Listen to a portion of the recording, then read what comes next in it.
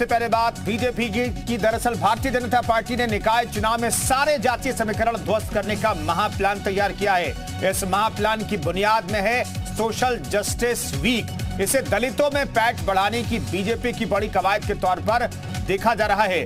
मायावती जैसे बड़े दिग्गज नेताओं के हाशिए पर जाने के बाद दलित वर्ग विकल्प की तलाश में है। बीजेपी इस वर्ग को वो ऑप्शन देना चाहती है। इसके लिए वो पूरी ताकत झोंकने की तैयारी में है।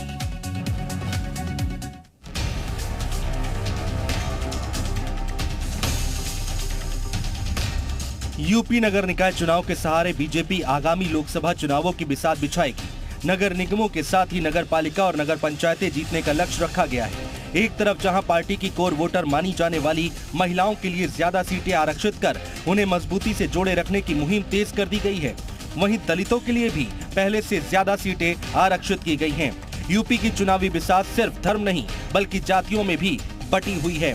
करीब 21% दलित वोटर्स ने जिस पार्टी का दामन थामा उस पार्टी का चुनाव में बेड़ा पार हुआ, यानी दलित साइलेंट वोटर है लेकिन निर्णायक भूमिका में है। उत्तर प्रदेश में दलितों के बीच पैठ बनाने के लिए बीजेपी ने महा मेगा प्लान तैयार कर लिया है। इसी कड़ी में बीजेपी अब सोशल जस्टिस वीक मना रही है।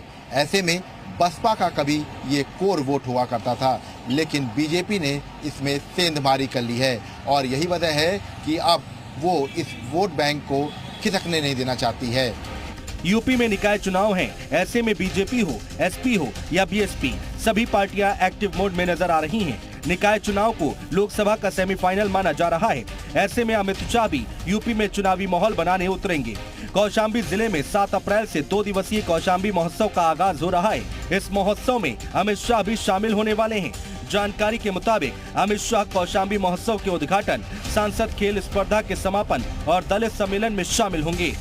आज उत्तर प्रदेश की जनता भारतीय जनता पार्टी के साथ इस नाते खड़ी है कि उसकी योजनाएं वो जाति धर्म मत मजहब देखकर नहीं, वो विकास को लेकर है, वो गरीब कल्याण को लेकर, गरीबों के खुशहाली को लेकर है, अंत्योदय की परिकल्पना को पूरा करने वाली है।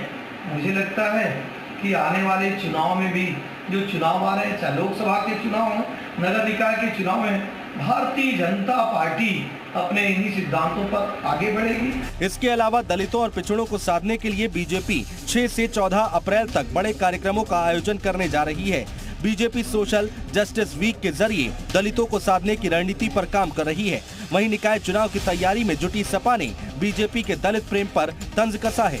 समाजवादी पार्टी ने पिछड़ों, दलितों, अल्पसंख्यकों की लड़ाई को लड़ने का काम किया है और आने वाले निकाय चुनाव में भारतीय जनता पार्टी चाहे कोई भी प्लान बना ले, लेकिन जनता उनके सारे प्लान को चौपट करने वाली है। भारतीय जनता पार्टी को निकाय चुनाव में जनता सबक सिखाने का काम करेगी। बीजेपी का दलित अभियान जारी है। सपा भी हर जिले में अभियान चलाकर निकाय चुनाव में बीजेपी को पटकनी देने की तैयारी में है।